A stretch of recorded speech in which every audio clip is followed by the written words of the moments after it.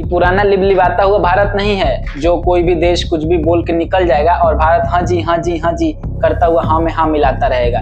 ये नया भारत है जो अपना सर उठा के विश्व पटल पर आगे बढ़ रहा है।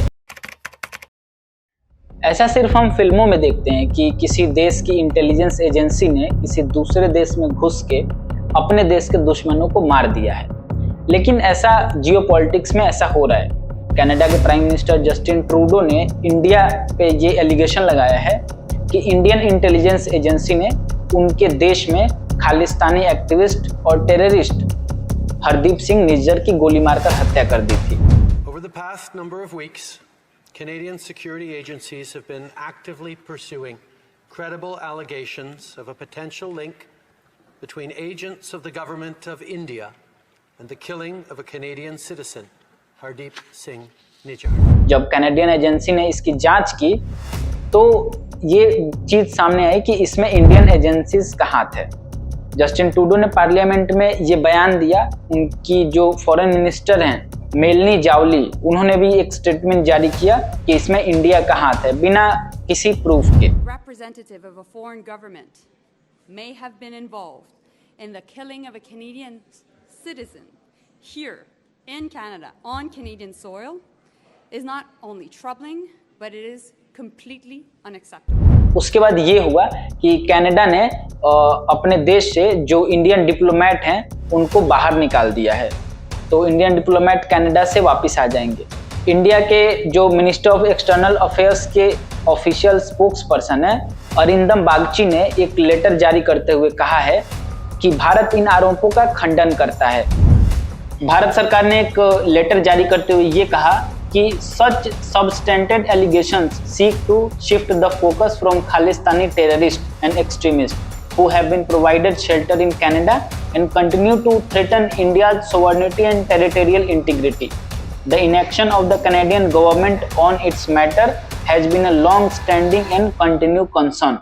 इसका मतलब ये है कि भारत सरकार ने ये कहा है कि कनाडा में बैठे जितने भी खालिस्तानी आतंकवादी और समर्थक हैं जो भारत की संप्रभुता और अखंडता पर चोट पहुंचा रहे हैं, उनसे ध्यान भटकाने के लिए कनाडा ने भारत पर यह झूठा आरोप लगाया है कि भारत सरकार खालिस्तानी आतंकवादी हरदीप सिंह निज्जर की हत्या में शामिल है।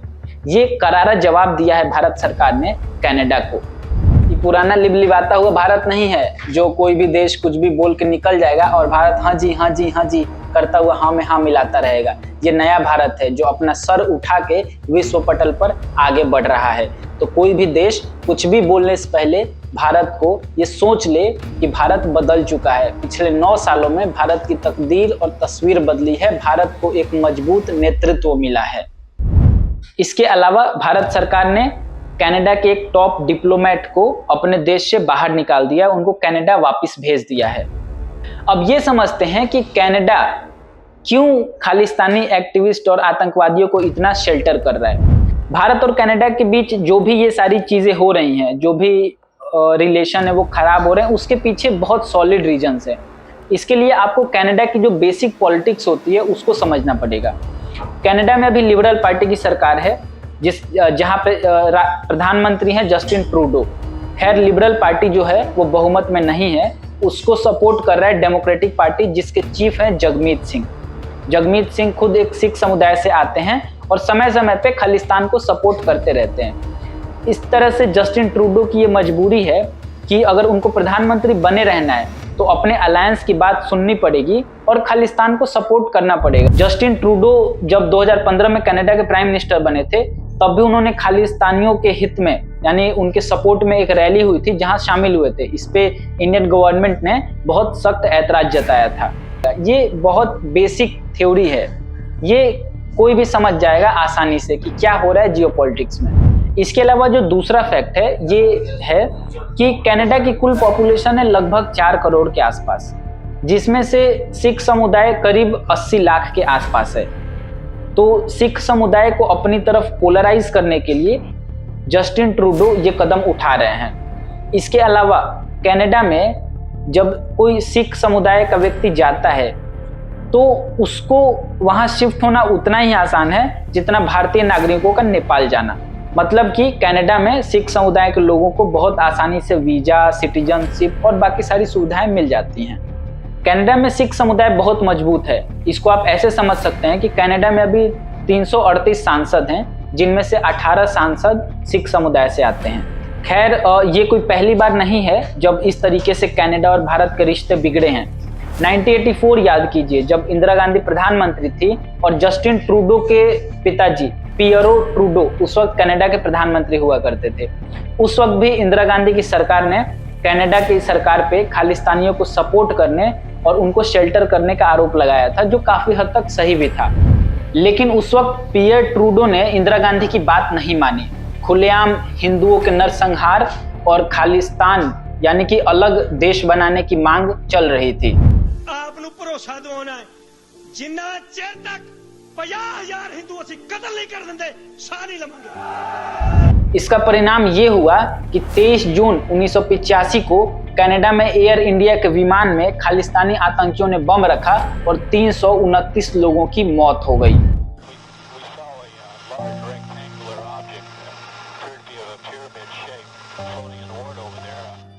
Very quickly realized that there would probably be no survivors. 329 people, 86 of them children, are dead.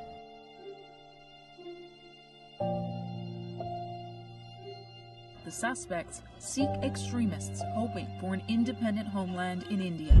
खालिस्तानियों को सपोर्ट करने का, उनको शेल्टर करने का कनाडा का हिस्ट्री बहुत पुराना रहा है। जस्टिन ट्रूडो ने पार्लियामेंट में ये भी कहा कि उन्होंने G20 की मीटिंग के दौरान प्रधानमंत्री नरेंद्र मोदी को इसके बारे में बताया था और निज्जर की हत्या में भारतीय एजेंसियों का सहयोग और जो भी फॉर्मेलिटी है उसमें सपोर्ट करने के लिए कहा था।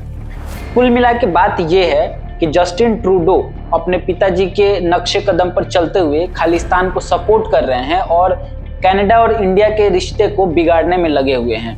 अब लगता है कि जब तक जस्टिन ट्रूडो कनाडा के प्रधानमंत्री बने रहेंगे तब तक भारत और कनाडा के रिश्ते सुधरने वाले नहीं हैं, क्योंकि जस्टिन ट्रूडो ने खालिस्तान पे इंडियन एलिगेशंस को पर्सनल एलिगेशन के रूप में तब्दील कर दिया है।